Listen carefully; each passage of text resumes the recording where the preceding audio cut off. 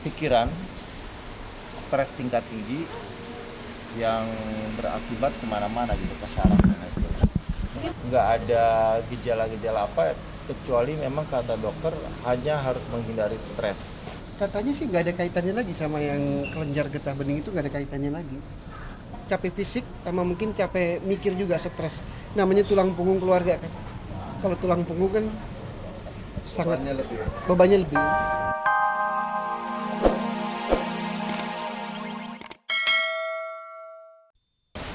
Kan kabarnya Olga muntah dan tiba-tiba sempat seperti terhenti sesaat, yang membuat kemudian ada tindakan untuk membawanya ke ruang ICU.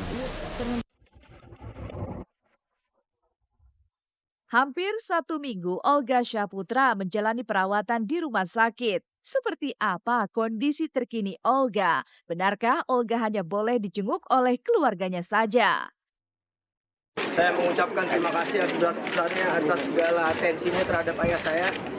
Saya mohon maaf yang sebesar-besarnya bila mana ada perbuatan atau perkataan ayah saya yang mungkin menyinggung sahabat-sahabat sekalian. Maestro musik Indonesia Idris Sardi berpulang ke rahmatullah. Benarkah Idris Sardi telah menyiapkan pengganti dirinya? Ya, untuk GB, ya, penyidik sudah hasil gelar ya, sudah menetapkan sebagai tersangka. Guntur Bumi resmi ditetapkan sebagai tersangka. Benarkah Guntur Bumi diliputi ketakutan pasca penetapan status terbarunya ini?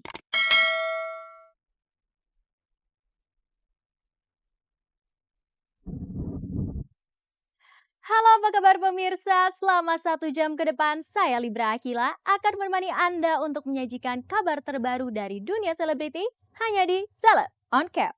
Mengungkap fakta dan realita lewat mata kamera.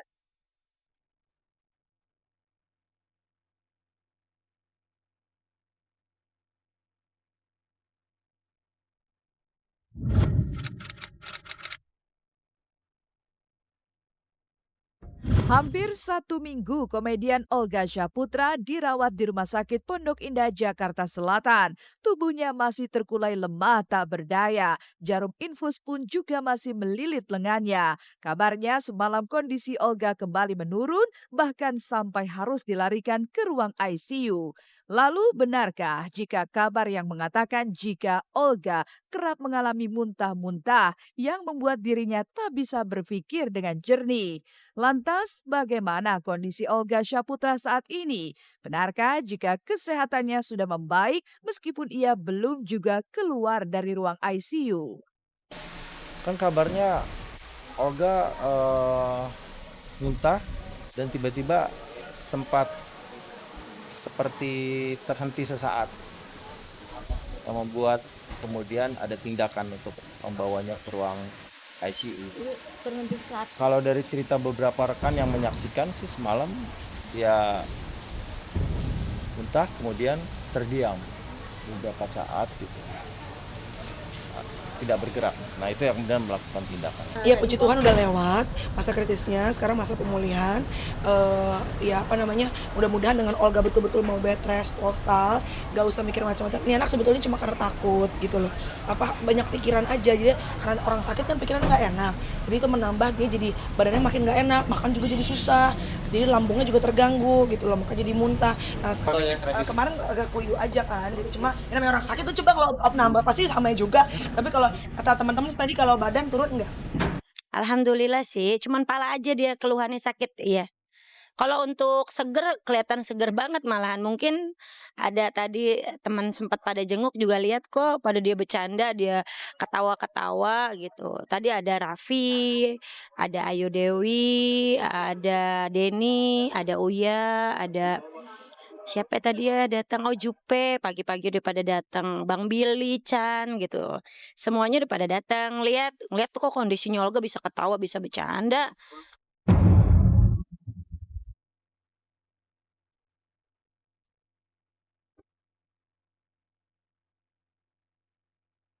Kembali menurunnya kondisi Olga ini membuat sejumlah sahabat dekatnya ketar-ketir, tak terkecuali Tara Budiman. Tara yang masih satu manajemen dengan Olga ini adalah orang yang paling rajin menemani Olga di rumah sakit.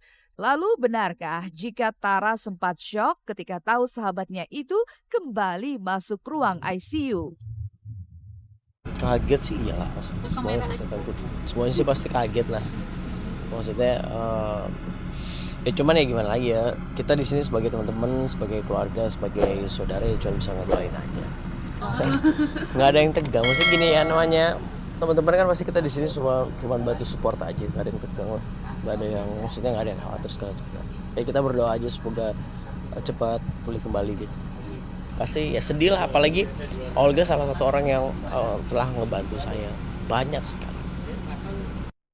Tanda-tanda kemajuan kondisi kesehatan yang dicapai Olga barangkali berasal dari banyaknya doa serta support yang tak henti-hentinya dari para sahabat serta fans berat Olga yang sejak pertama kali Olga dirawat terus mendatangi rumah sakit di kawasan Pondok Indah, Jakarta Selatan.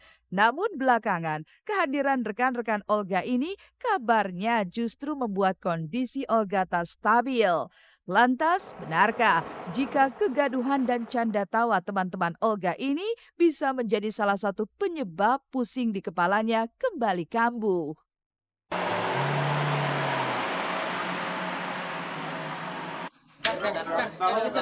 Baru datang soalnya, belum tahu keadaannya.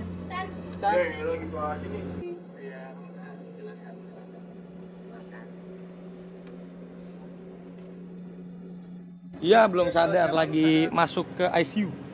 Berarti makin parah dong.